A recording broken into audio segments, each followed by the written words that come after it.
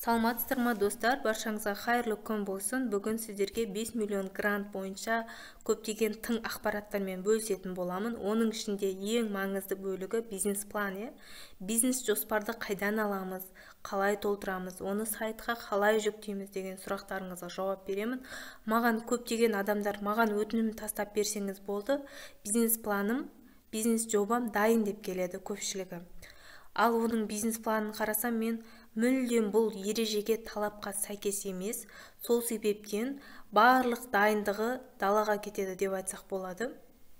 Сіздер әр жылы бұл грантқа байланысты ұлттық жобаның программасы бар.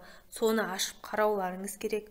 Сол ережелердегі талаптарға сай, сол ереженің қосымшаларына сай толтырасыздар.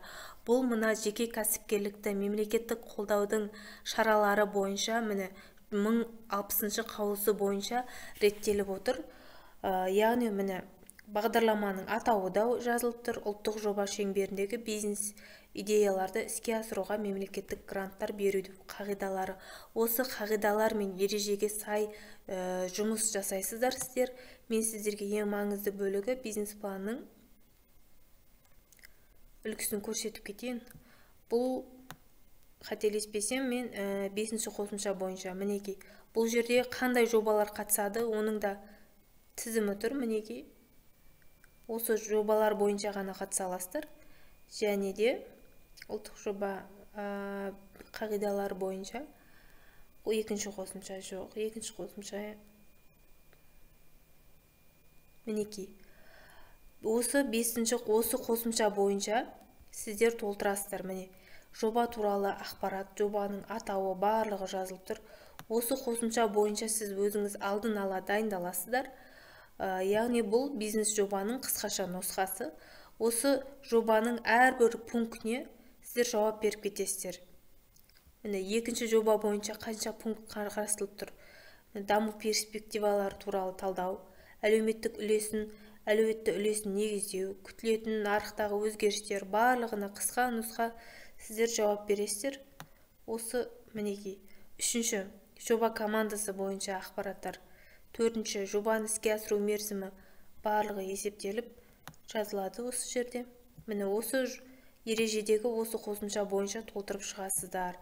Яғни бұл қосымшаны мен сіздердің сайтпен салыстырып көрсететін боламын. Міне тізілім деген бөлікте кезекте сайтта жаңағы қағаз нұсқасында сіздер толтырып шығасыздар. Сол нұсқадағыны копировать, вставить етіп, тек қана осы жобаға сіздер жүктеп шығасыздар, толтырып шығасыздар. Міне жобаның атауы мына жерде барлығы жазылып тұр. Менде толтырған жобаларым үлгілері автоматым сақталып қалған, сол себептен осылай шығып тұр. Мінекей. 2-ші жобаның нарыққа жылжыту стратегиясы, жоба командасы. 3-ші, 4-ші жобаны іске асыру бойынша өз қаражаты, мемлекеттік грант бойынша, яғни грант бойынша қандай құрал жабдық аласыз, соның атауы, маркасы, қай елден шыққаны барлығы толықтырған толтырылады.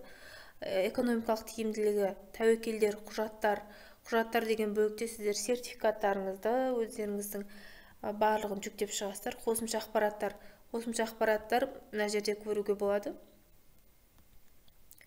8-ші қосымша мәліметтер. Осы жердегі барлық пунктке жауап беру арқылы сіздер қосымша ақпараттарды толтырып шығасыздар. Міне ең соңында бизнес жобаңыз толтырған екен, көру бөлігіне өтіп, сіздің өзіңіздің қате толтырдыңыз ба, дұрыс толтырдыңыз ба, бір оқып танысып шығып, содан кейін барып жобаңызды жіберетін боласыздар. Яғни сіздер бизнес-планды осы ережеге сай толтырып жіберетін боласыздар.